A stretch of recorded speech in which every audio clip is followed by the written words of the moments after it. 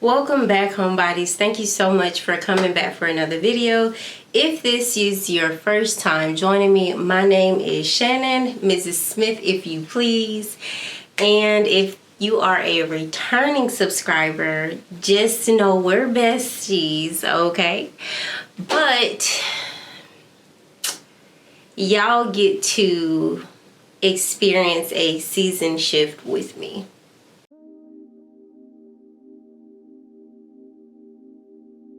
So today's video is very sentimental, and I wanted to record it because in this space, I have had this as a guest room. I've used this space as my office, and it's going back to a guest bedroom. It's very sentimental because in this space, I got to enjoy all of my hobbies. And I am currently coming out of a season of that.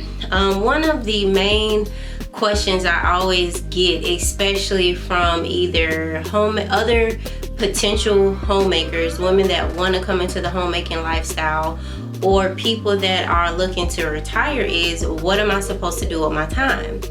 And you fill your time with hobbies, okay? That's how you pass the time. So if you've ever gone to one of your grandparents' houses and you look, when, you know, after they've passed, and you're looking at all this crap that they have, and you're like, oh, they're hoarders. No, they had to fill their time with a hobby, okay? And some hobbies are not always healthy. They turn into just large collections of stuff. But I am here to show you some of my hobbies that I will be clearing out, giving away. But you know, don't judge me too harshly. I expect you to judge me, but it's not that harsh, okay? One of my main hobbies that I have always enjoyed has been crocheting. This blanket is just like a regular throw. It took me like 2 hours to make it, but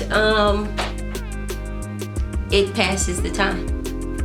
Another hobby that I totally enjoy, but I refuse to accept any money for, because once it's no longer a hobby and it stresses me out, I don't want nothing to do with it, is sewing. I made these curtains to go in my guest bathroom downstairs. I ended up going a totally different direction, but here's a word to the wise. When you pick a hobby, pick something that you don't expect to ever turn into a business, because once the leisure of it is gone, the appeal of it is gone too. This space has also doubled as an office for me, so I have samples of pretty much anything you think of, from flooring, cabinetry, closet organizer samples, countertop samples, paint decks. Child, I got at least three paint decks at this point. I am also an avid reader, so I have this one little tiny bookshelf that I have stuffed full of all of the books that I like to read. It is completely unfunctional, to say the very least. I just needed somewhere to actually store these items so that I could keep them, because I did a huge book clear out, and these are the ones that made the cut. And as a full-time mom and a part-time business owner, excuse me, there are just expectations and requirements that are polar opposites. So as a full-time mom, I am a hobbyist, which is what you guys see. I make it a point to bring all the great things about being a mom, from cleaning, cooking, to just being a wife, you know, enjoying the moments. You guys seen me raise chickens. You guys have seen me have a crap ton of plants. So with that being said, some of these hobbies do kind of headbutt my actual trade, and so I now have the responsibility of drawing the boundary between being a hobby and being a business.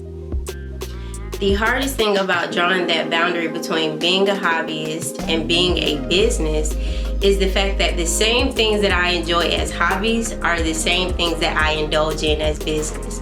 So yes, I love to sew as a hobbyist, but when people ask me to do certain things for them and they'll pay me, I am quick to say absolutely not. This is a donation, this is a giveaway, this is me just filling my time. And the reason why is because once we transcend over into business, I have contracts, I have lead times, I have expectations, and people are not ready for that. They're not ready for that stark transition of having to sign a letter of agreement.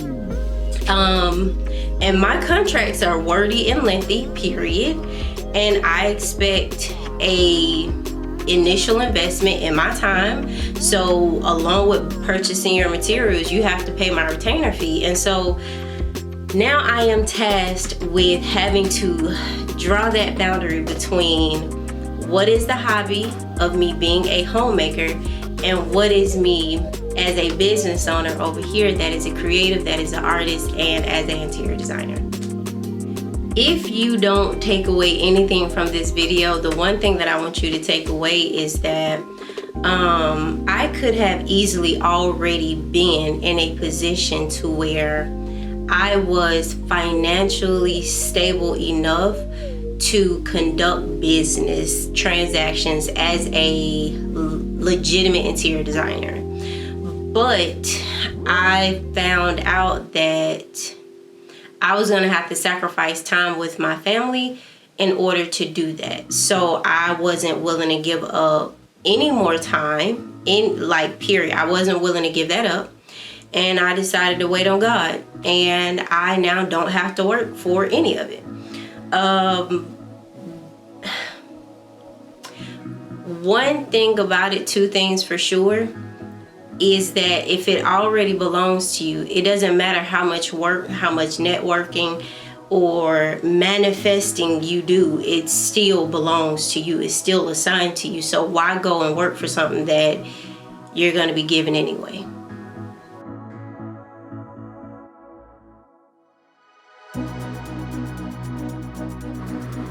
I wanted you guys to see a before of everything before I actually started throwing things away, because y'all know management, he was on me lickety split about how much stuff I put out in the hallway.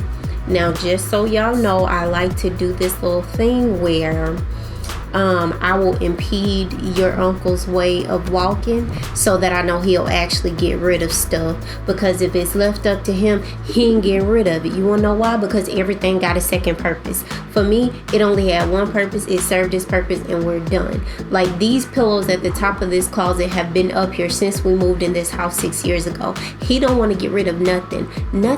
I mean nothing. Two things that I learned when purging.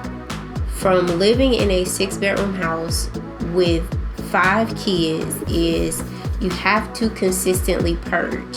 Point blank period, you have to consistently do it, whether it be every quarter or every half a year. The second thing is, on Hoarders, everybody can find a project with any level of materials. Everything has value, everything is special, everything is sentimental. The reality of it is that I am trying to clear out this space. I am not holding any sentiments, and I realize that if I want to get this space cleared out, I have to be brutal while I'm purging. And this, I promise you, every single time that I've purged like this, like I'm not going through anything. I'm getting rid of all of it, including this expensive tote. I have never regretted what I gave or threw away.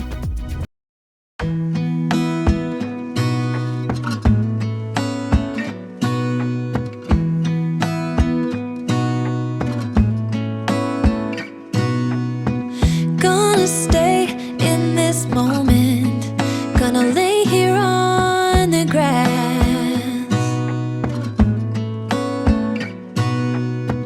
I don't need to feel lonely. I am finally home at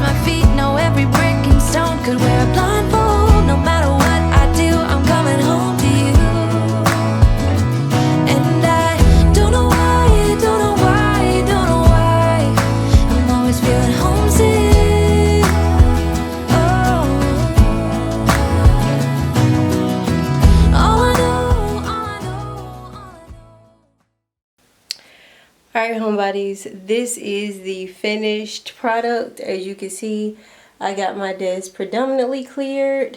I still have a few things that I need to go find storage for.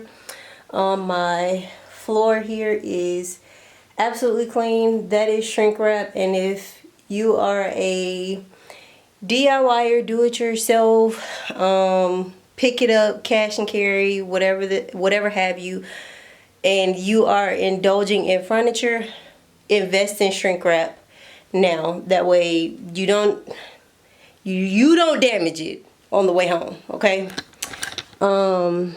This file cabinet, I still have to go through and organize all the documents. All but one drawer and, well, two drawers in here are completely empty. This is fairly organized. All of this stuff in the closet is still keep stuff. Again, I'm gonna have to find better storage for those items. And out here, I'm giving away this ironing board because I already have a 48 by 24 ironing board that Maurice made me upstairs. I'm going to use that paint to paint this room. That bag is giveaway. All of this is donate. That trash has to be taken out. All of this is donate. That is donate. All of that is donate. Donate. We're going to keep the beam. And we only have 2 bags of trash. Thank you. Come on now. Thank you so much for coming back for another video. I hope to see you in the next one.